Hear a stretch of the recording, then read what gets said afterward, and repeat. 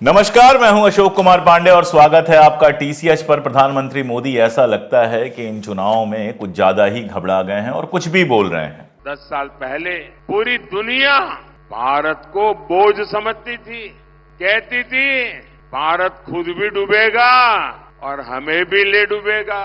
कोई कहता था ये तो कंगाल देश है, ये तो कमजोर देश है, और पड़ोसी आए दिन बम धमाके करते थे, निर्दोष लोगों को मौत के घाट उतारते थे।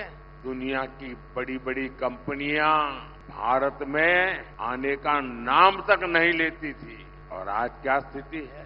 आज दुनिया में भारत का डंका बज रहा है कि नहीं बज रहा है? भारत का डंका बज रहा है कि नहीं बज रहा है? मतलब ये बयान देना कि 2014 के पहले शर्म आती थी या 2014 के पहले बोझ लगता था भारत का होना, भारत के होने के चलते हमें शर्म आती थी, दुनिया में कोई भी हमें कुछ भी कह के निकल जाता था, ये बात केवल वही कह सकता है जो या तो भारत के बारे में कुछ जानता नहीं है और या फिर उसको भारत से मोहब्बत नहीं है।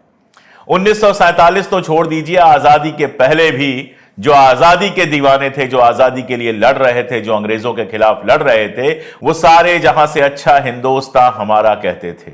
वो उस जमाने के कवि, जब हम गुलाम थे, उस जमाने के कवि राष्ट्रभक्ति के गीत लिख रहे थे, भारत को माता कह रहे थे, मादरे वतन कह रहे थे। और अपनी मां को कोई बोझ कैसे समझ सकता है, ये सिर्फ मोदी बता सकते हैं। भारत माता कहा गया, मादरे वतन कहा गया। मादरे वतन, भारत माता मतलब समझते हैं, मां की जगह दी गई भारत को, देश को मां की जगह दी गई, मातृभूमि कहा गया। कोई मातृभूमि को बोझ कैसे समझ सकता है? वैसे इस समाज में ऐसे लोग होते हैं जो अपने मां बाप को बोझ समझते हैं। बहुत सारे किस्से कहानियां आपको भी पता होगी, हमें भी पता है, लेकिन ऐसे लोगों को समाज क्या कहता है ये भी आप और हम जानते हैं। जो एक आदर्श युवा होता है, आप राम की बात करते हैं, जो मर्यादा पुरुषोत्तम राम जिनकी बात की जाती है, उन्होंने लक्ष्मण से कहा था, अपि स्वर्णमयी लंका लक्ष्मण में न रोचते, जननी जन्मभूमिश्च स्वर्गादपि गरीयसी।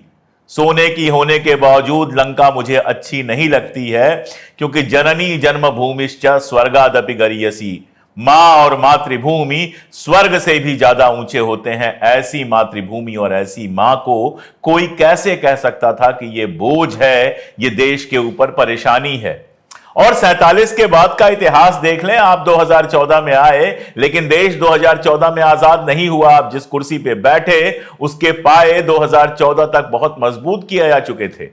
और छोड़िए कांग्रेस की बात, छोड़ दीजिए, 2014 से पहले आपके वरिष्ठ नेता अटल बिहारी वाजपेयी एनडीए की गवर्नमेंट के मुखिया रहे। आप उन 5 सालों में भी देश को बोझ समझते थे, आप उन 5 सालों में भी देश का अपमान कर रहे हैं। आप तो अमेरिका हो के आए थे, बहुत पहले युवापन में ही अमेरिका हो आए थे। आपने अगर बोझ कहा हो तो कहा हो, वरना कोई भारतवासी अपने देश को कभी बोझ नहीं कह सकता। और उपलब्धियां 1947 में आजाद होने के बाद हमने इतनी उपलब्धियां हासिल की हैं जो किसी भी देश के लिए गौरव की बात हो सकती है, सम्मान की बात हो सकती है, शर्म की बात तो हो ही नहीं सकती। आप गिनते चले जाइए, मैं आपको तुरंत आजादी के बाद की कहानी बताता हूं। 1947 में हम आजाद होते हैं, 15 अगस्त 1947 में। 1948 में हमारी टीम जाती है लंदन ओलंपिक में और वहां हमारी हॉकी की टीम 2-1 से इंग्लैंड को हराकर गोल्ड मेडल जीतती है। वही इंग्लैंड जिसने हमारे ऊपर कब्जा किया हुआ था, जिसके हम गुलाम थे। साल भर के भीतर हमारी हॉकी की टीम उस इंग्लैंड को हराती है और गोल्ड मेडल जीतती है। केवल अगर नेहरू जी के पीरियड की बात से शुरुआत करें तो कितने नाम गिनाऊं, गिनते गिनते थक जाएंगे। आईआईटी हो, एम्स हो, एटॉमिक एनर्जी कमीशन हो, Indian institute of technology Bombay हो, नेशनल स्कूल ऑफ ड्रामा हो, इंडियन इंस्टीट्यूट ऑफ मैनेजमेंट यानी जिसको आईआईएम कहते हैं, आईआईएम हो। कितने इंस्टीट्यूट इस देश में खोले गए, भाखड़ा नांगल बांध बनाया गया, जिसको नेहरू जी ने नए जमाने का मंदिर कहा था। जिस देश में सुई भी नहीं बनती थी, उस देश में आपके आने से पहले परमाणु शक्ति भी विकसित हो चुकी थी और जहाज भी बन चुके थे। और आप कहते हैं कि 70 साल में कुछ नहीं हुआ, आपको शर्म आती थी। मिल्खा सिंह का नाम याद है आपको? चलिए, इतिहास नहीं पढ़ा होगा, सिनेमा का शौक होगा तो भाग मिल्खा भाग फिल्म जरूर देखी होगी। 1958 और 1962 के एशियन गेम्स में गोल्ड जीता था उन्होंने। 1956, 1960, 1964 में ओलंपिक मेडल के बहुत करीब पहुंचकर चूक गए थे। ये सब हम जानते हैं। ये सारा कुछ ऐसे ही हो गया, आपके आने के बाद हुआ। शास्त्री जी के जमाने में इस देश में हरित क्रांति हुई। इस देश में जहां अनाज एक बहुत बड़ी समस्या थी, लोग भूखों सोते थे, वहां शास्त्री जी के जमाने में हरित क्रांति हुई। इतना अनाज पैदा होने लगा कि हम एक्सपोर्ट करने लगे। और सिर्फ हरित क्रांति नहीं, श्वेत क्रांति भी हुई। दूध के क्षेत्र में भी लगातार काम हुआ। आज जिस अमूल का नाम सब लोग जानते हैं, आनंद में, जो गुजरात के आणंद में अमूल है, वो अमूल इसलिए विकसित हो सका क्योंकि लाल बहादुर शास्त्री जी ने जो राष्ट्रीय डेयरी विकास बोर्ड बनाया था, उस डेयरी विकास बोर्ड ने मदद की। और देश भर में दूध का उत्पादन इतना हुआ कि जो हम कहते थे दूध की नदियां बहती थी, हमारे यहां दोबारा से दूध की नदियां बहने लगी। और 1965 भूल गए आप, जब पाकिस्तान को हमने युद्ध में हराया था। 1972 भी आप भूल गए, जब पाकिस्तान को हमने युद्ध में बुरी तरह से हरा के बांग्लादेश को अलग कर दिया था, पाकिस्तान के 2 टुकड़े कर दिए थे। वो दृश्य आप भूल गए कि पाकिस्तान के जो सेना के अफसर थे किस तरह हमारी देश की सेना के सामने समर्पण कर रहे थे। इतनी आसानी से आप ये सारा कुछ भूल गए। जिस देश की सेना ने इतनी शानदार जीत हासिल की हो, वो देश शर्मिंदा कैसे हो सकता है। भूल तो आप 1984 का ऑपरेशन मेघदूत भी गए होंगे। राजीव गांधी के जमाने में ऑपरेशन मेघदूत हुआ था, जिसमें हमने सियाचिन पर कब्जा किया था और इस तरह से चीन से 1962 की हार का बदला लिया था। 1974 में हमारे यहां परमाणु परीक्षण हो चुका था। पोखरण का परमाणु परीक्षण सबको याद है। जब सारी दुनिया हमारे खिलाफ थी, अमेरिका बड़ी बड़ी बातें कर रहा था, तब इंदिरा जी ने अमेरिका की तब भी नहीं सुनी जब 1972 में पाकिस्तान को 2 हिस्सों में बांटा, और तब भी नहीं सुनी जब 2 साल बाद 1974 में परमाणु परीक्षण किया और रा की स्थापना की। रा वो एजेंसी है जिस एजेंसी के आप बहुत दम भरते हैं। उस रा की स्थापना किसने की थी? इंदिरा गांधी ने की थी 2014 के पहले। आपने आके सब कुछ नहीं बनाया है। आपके आने से पहले बहुत कुछ इस देश में हो चुका था और मुझे यह कहने में कोई हरज नहीं है कि वो सारा कुछ हो चुका था, इसीलिए आप सत्ता में आने में कामयाब भी होते हैं और उसके बाद देश की ये सारी संपत्ति जो बनाई गई थी, इसका बड़ा हिस्सा अदानी अंबानी के घर पहुंचाने का काम भी कर पाते हैं। अगर ये सब नहीं बना होता तो अदानी अंबानी के घर क्या पहुंचता? एयरपोर्ट बने थे, रेलवे लाइनें बनी थी। एक देश जो 1948 में आजाद होता है, वो पूरा देश रेलवे से जुड़ गया था। पूरे देश में हवाई जहाज चलने शुरू हो गए थे। राजीव गांधी का समय आया तो कंप्यूटर आया। जिस कंप्यूटर और इंटरनेट के बहाने आईटी सेल दिन रात गंदगी फैलाता रहता है, वो कंप्यूटर राजीव गांधी के समय आया था। मॉडर्नाइजेशन शुरू हुआ था देश का। अरे जब दुनिया में होगा तभी तो देश में होगा। 1948 में क्या लैपटॉप आ जाता जब ये टेक्निक ही नहीं आई थी? 1950 में क्या मोबाइल सबके हाथ में आ जाता जब टेक्निक ही नहीं आई थी? लेकिन जब दुनिया में चीजें विकसित हुई, जब दुनिया में टेक्नोलॉजी विकसित हुई, तो हमारे देश में आई। और हमारे देश के लीडर्स की क्या शान थी, ये तो बहुत सारे वीडियोस आपके पास होंगे। वो वीडियोस आप देख पाएंगे कि जब नेहरू जी विदेशों में जाते थे तो कैसे उनकी इज्जत होती थी, कैसे अमेरिका का राष्ट्रपति राजीव गांधी को बाकायदा छाता थाम के चल रहा है उनके साथ, कैसे इंदिरा गांधी को सम्मान मिलता है, कैसे इंदिरा गांधी ने दुनिया भर के तमाम देशों के राष्ट्राध्यक्षों को भारत में एक साथ एकत्र कर दिया था। और छोड़िए, आप तो कांग्रेस को भी 1 मिनट छोड़ दीजिए, आप अटल बिहारी वाजपेयी को भी भूल गए। अटल बिहारी वाजपेयी के जमाने में परमाणु परीक्षण हुआ। पाकिस्तान से दोस्ती की, आज आप पाकिस्तान पाकिस्तान पाकिस्तान करते हैं। पाकिस्तान से दोस्ती की सबसे ज्यादा कोशिश तो आपके अपने अटल बिहारी वाजपेयी जी ने की थी। उन्होंने बाकायदा लाहौर बस यात्रा की थी, ट्रेन शुरू हुई थी, बाद में उस ट्रेन में विस्फोट हुआ और पता चला कि उसमें दक्षिण पंथ आरएसएस वगैरह से जुड़े हुए लोगों के नाम सामने आए। अब क्यों यह किया गया, इसका जवाब आप लोग बेहतर दे सकते हैं। लेकिन पाकिस्तान के साथ सबसे ज्यादा कोई दोस्ती कर रहा था तो वो तो अटल बिहारी वाजपेयी कर रहे थे। यह अलग बात है कि लाहौर बस यात्रा किया, यहां मुशर्रफ को बुलाया और सबके बदले में हमें क्या मिला? कारगिल पे हमला हो गया। हम पहले से तैयार नहीं थे, हमारे सैकड़ों युवा ऑफिसर्स मारे गए। कारगिल को बचाने में हम जरूर सफल हुए, लेकिन हमारी सेना का बहुत बहुत नुकसान हुआ।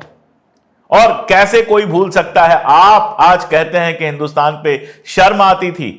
इंदिरा गांधी के समय में राकेश शर्मा जी पहली बार, विंग कमांडर राकेश शर्मा पहली बार गए थे स्पेस में। इंदिरा गांधी ने उनसे बात की थी। सुन लीजिए, बहुत छोटा सा 35 सेकंड का ये वीडियो है, इसको सुन लीजिए। लीडर राकेश शर्मा, सारे राष्ट्र का ध्यान आपके तरफ है और हम सब आपको बधाई देते हैं। यह एक ऐतिहासिक कदम है। मेरी आशा है कि इससे हमारा देश अंतरिक्ष के प्रति जागरूक होगा और साथ ही हमारे युवकों को साहसिक कार्य करने की प्रेरणा मिलेगी। प्रश्न तो आपसे बहुत से पूछने हैं, लेकिन थोड़े से पूछती हूँ। ऊपर से भारत कैसा दिखता है आपको? जी, मैं बगैर किसी झिझक के कह सकता हूँ कि सारे जहां से अच्छा। तो राकेश शर्मा उस जमाने में आसमान में जाते हैं और 7वें आसमान से, जहां से पूरी दुनिया दिख रही थी, वहां से अपने भारत को कहते हैं सारे जहां से अच्छा। 1984 में कपिल देव वर्ल्ड कप जीतते हैं और वर्ल्ड कप जीतकर लौट के आने के बाद भारत की धरती चूमते हैं। जो शान था, जिस शान से तिरंगा वो लहरा रहे थे, वो शान केवल एक देशभक्त के अंदर हो सकती है, किसी ऐसे आदमी के अंदर नहीं जिसको देश बोझ लगता हो, जिसको देश से शर्म आती हो।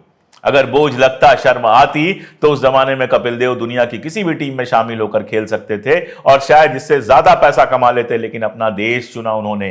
कितनी उपलब्धियां गिनाऊं, दुनिया भर को कितने इंजीनियर्स हमने दिए हैं, कितने नोबेल प्राइज विनर्स दिए हैं हमने, कितने बड़े बड़े आर्टिस्ट दिए हैं, कितने बड़े बड़े खिलाड़ी दिए हैं। गिनते गिनते गिनते गिनाते घंटों की वीडियो बन जाएगी और आप सुनते सुनते थक जाएंगे। ये लिस्ट खत्म नहीं होगी।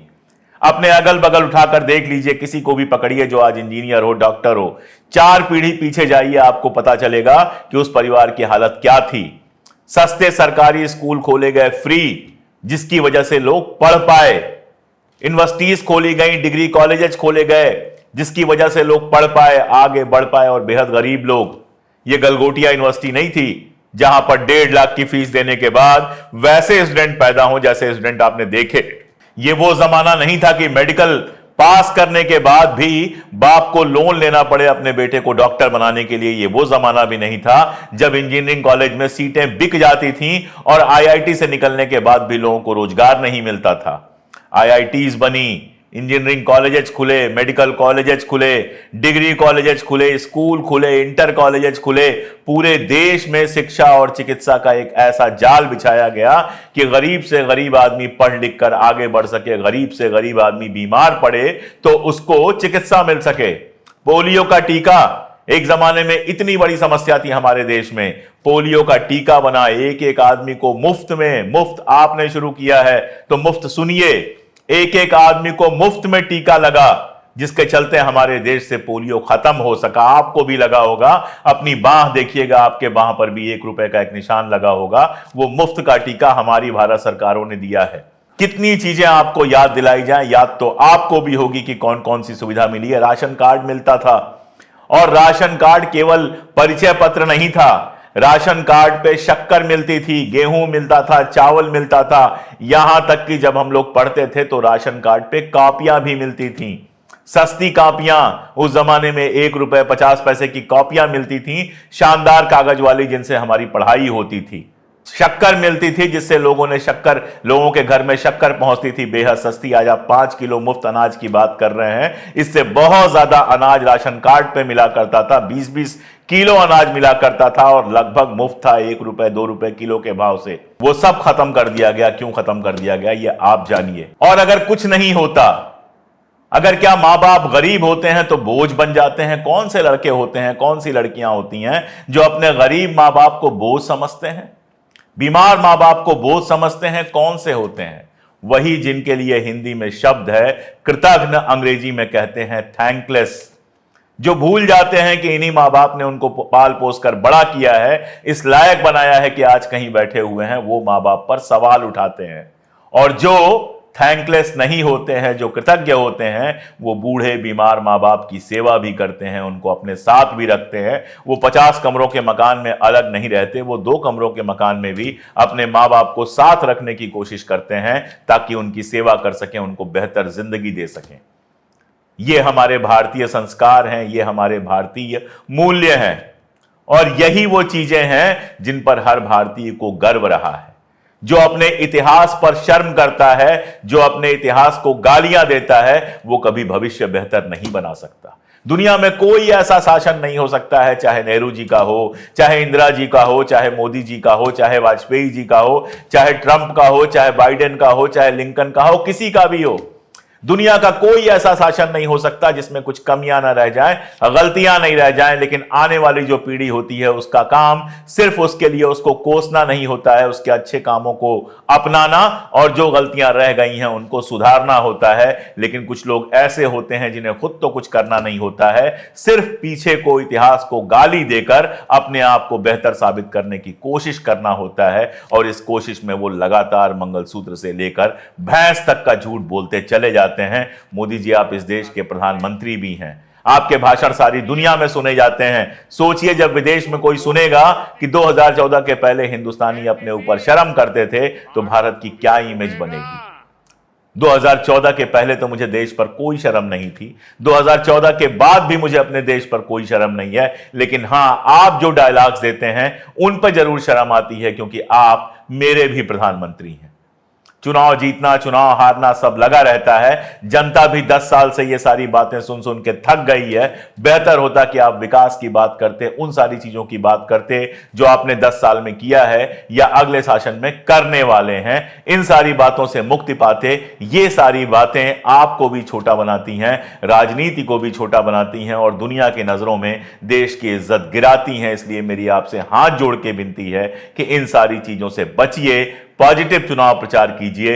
आप भारी बहुमत से 2 बार जीत के आए हैं। आपके अंदर ये जो कमजोरी है, आपके अंदर ये जो एहसास कमतरी है, वो बिल्कुल अच्छी नहीं लगती।